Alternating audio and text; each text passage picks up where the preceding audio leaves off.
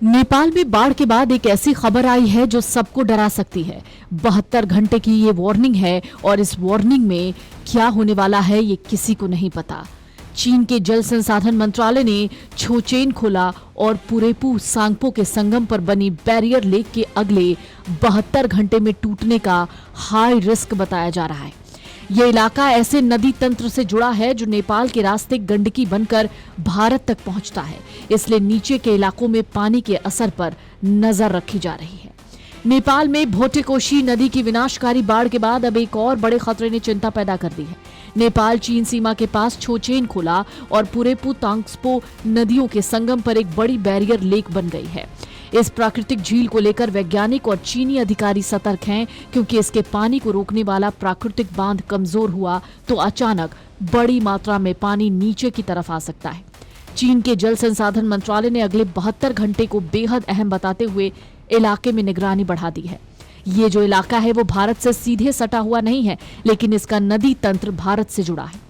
मौजूदा आकलन के मुताबिक झील और दोनों नदियों का संगम भारत की सीमा से करीब 120 से 140 किलोमीटर उत्तर में है।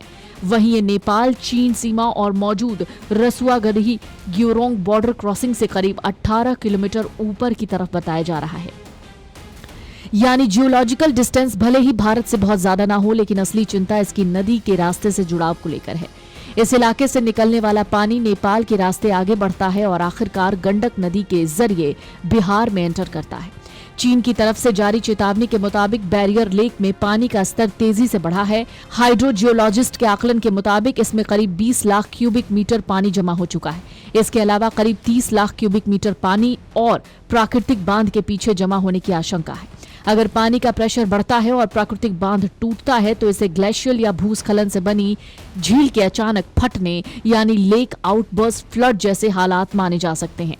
ऐसी स्थिति में पानी सामान्य बाढ़ की तरह धीरे धीरे नहीं बढ़ता, बल्कि बहुत तेज रफ्तार से नीचे की तरफ आता है और अपने साथ चट्टान, मिट्टी, पेड़ और मलबा बहा सकता है। अगले 72 घंटे क्यों अहम है? दरअसल चीन ने इस खतरे को देखते हुए अगले 72 घंटों के लिए रियल टाइम मॉनिटरिंग और फ्लड सिमुलेशन शुरू किया है। इसका मकसद ये समझना है कि अगर प्राकृतिक बांध में दरार बढ़ती है या वो टूटता है तो पानी किस दिशा में और कितनी तेजी से आगे बढ़ेगा। चीन के जल संसाधन और वैज्ञानिक मंत्रालय ने 27 अगस्त को 3:30 बजे के आसपास ये चेतावनी जारी की थी। अभी सबसे बड़ा सवाल है, लेक का पानी सिर्फ ओवरफ्लो करेगा या अचानक पूरा बांध टूट जाएगा। दोनों परिस्थितियों में खतरा अलग अलग होगा। अगर पानी धीरे धीरे निकलता है तो नीचे के इलाकों को तैयारी का ज्यादा समय मिल सकता है, लेकिन अचानक बांध टूटने पर बेहद कम समय में बड़ी बाढ़ की लहर नीचे पहुंच सकती है। छोचेन खोला और पुरेपू तांग्सपो का पानी आगे चलकर नेपाल के नदी तंत्र में शामिल होता है। भोटेकोशी से जुड़ा पानी आगे त्रिशूली नदी की तरफ बढ़ता है। त्रिशूली आगे नारायणी या गंडक नदी में मिलती है और यही नदी नेपाल से निकलकर भारत में आती है। यानी चीन नेपाल सीमा के पास बनी ये झील सीधे भारत में नहीं, लेकिन इसका पानी जिस नदी तंत्र से होकर आगे बढ़ता है उसका संबंध बिहार और उत्तर प्रदेश से है।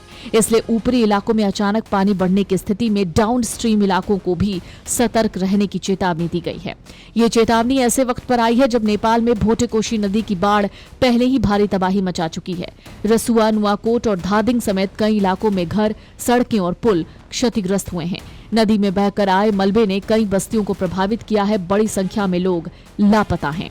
अगले 72 घंटों में सबसे अहम बात यह होगी कि बैरियर लेक का जल स्तर कितना बढ़ता है, प्राकृतिक बांध कितना स्थिर रहता है और अगर पानी बाहर निकलता है तो उसकी मात्रा और रफ्तार कितनी होती है। चीन इसी वजह से लगातार फ्लड सिमुलेशन कर रहा है।